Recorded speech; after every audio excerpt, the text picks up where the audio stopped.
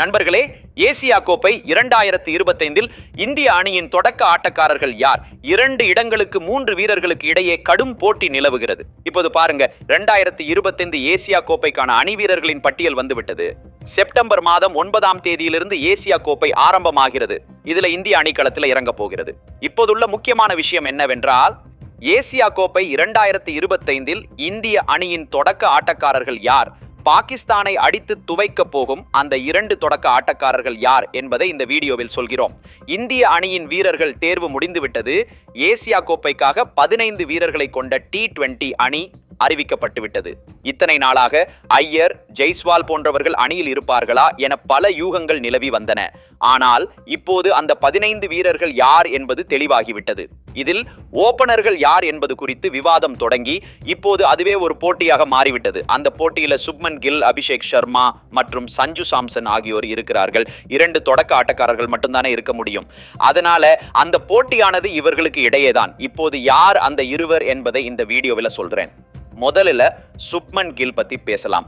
அவர் உங்கள் T20 அணியின் துணை கேப்டன், டெஸ்ட் அணியின் கேப்டன், மேலும் தற்போது ஒரு நாள் போட்டி அணியின் துணை கேப்டனாகவும் இருக்கிறார். விரைவில் ஒரு நாள் போட்டி அணியின் கேப்டனாகவும் ஆகிவிடுவார். அடுத்தது நம்பர் 1 பேட்ஸ்மேன் அபிஷேக் சர்மா. அவரது T20யில் விளையாடிய விதம் அபாரமாக இருந்தது. மூன்றாவதாக சஞ்சு சாம்சன். கடந்த ஆப்பிரிக்கா மற்றும் பங்களாதேஷ் தொடர்களில் 3 சதங்கள் அடித்திருக்கிறார். அப்படியானால் யாருடைய வாய்ப்பு மிகவும் வலுவானது? நான் உங்களுக்கு புள்ளி விவரங்களின் அடிப்படையில் விளக்குகிறேன். முதலில் சுப்மன் கில் பத்தி பேசலாம். தற்போது சுப்மன் கில் இந்திய அணியின் பெரிய வலிமையான வீரர். இந்த வருடம் அவர் நல்ல ஃபார்மில் இருக்கிறார். 2025 தொடர்ந்து ரன்கள் குவித்துக் கொண்டே இருக்கிறார். சாம்பியன்ஸ் டிராபியில ரன்கள் எடுத்தார். அதற்கு முன் இங்கிலாந்துக்கு எதிரான ஒரு நாள் தொடரிலும், சாம்பியன்ஸ் டிராபியிலும், IPL மற்றும் இங்கிலாந்தில் நடந்த டெஸ்ட் தொடரிலும் ரன்கள் குவித்தார். அதாவது சுப்மன் கில் கடைசியாக விளையாடிய 4 தொடர்களிலும் பயங்கரமாக ரன்கள் குவித்திருக்கிறார். அடுத்து என்ன நடக்கும் என்று சொல்கிறோம். IPL அபிஷேக் சர்மாவின் ஆட்டம் சுமாராகவே இருந்தது. ஒரு சதம் அடித்தார், அதாவது 150 ரன்கள் எடுத்தார். அதை தவிர மொத்த சீசனிலும் அவர் 300 ரன்கள் கூட எடுக்கவில்லை.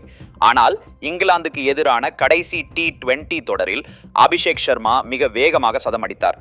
IPL சஞ்சு சாம்சனுக்கு காயம் ஏற்பட்டது. அவர் ஆரம்பத்தில் நன்றாகவே விளையாடினார். ஆனால் காயம் ஏற்பட்டதால அவர் அதிகம் போட்டிகளில் விளையாடவில்லை. அவருக்கு பதிலாக வைபவ் சூரியவன்ஷி விளையாடி நிறைய ரன்கள் எடுத்தார். அதனால சஞ்சு சாம்சன் இந்த வருடம் அதிகம் சர்வதேச போட்டிகளில் விளையாடவில்லை. இங்கிலாந்துக்கு எதிரான கடைசி T20 தொடரில் 5 போட்டிகளில் வெறும் 50 ரன்கள் மட்டுமே எடுத்தார். மேலும் அவர் ஷார்ட் பால் பந்துகளில் தொடர்ந்து அவுட் ஆனார். இதனால் அவர் சிரமத்தில் இருந்தார்.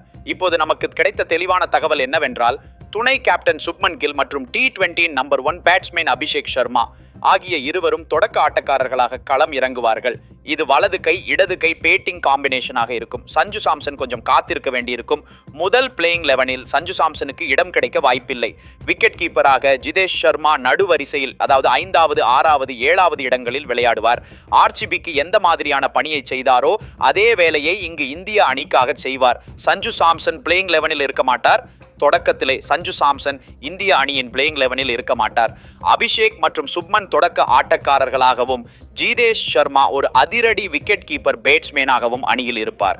ஆக தொடக்க ஆட்டக்காரர்கள் யார் என்பதை நான் உங்களுக்கு சொல்லிவிட்டேன். 2 இடங்களுக்கு 3 வீரர்களுக்கு இடையே போட்டி இருந்தாலும் அபிஷேக் சர்மா மற்றும் சுப்மன் கில் ஆகியோர் தொடக்க ஆட்டக்காரர்களாக களம் இறங்குவார்கள். இது போன்ற கிரிக்கெட் செய்திகளை உடனுக்குடன் அறிந்து கொள்ள நம்ம சேனலை சப்ஸ்கிரைப் செய்து கொள்ளுங்கள். நன்றி, வணக்கம்.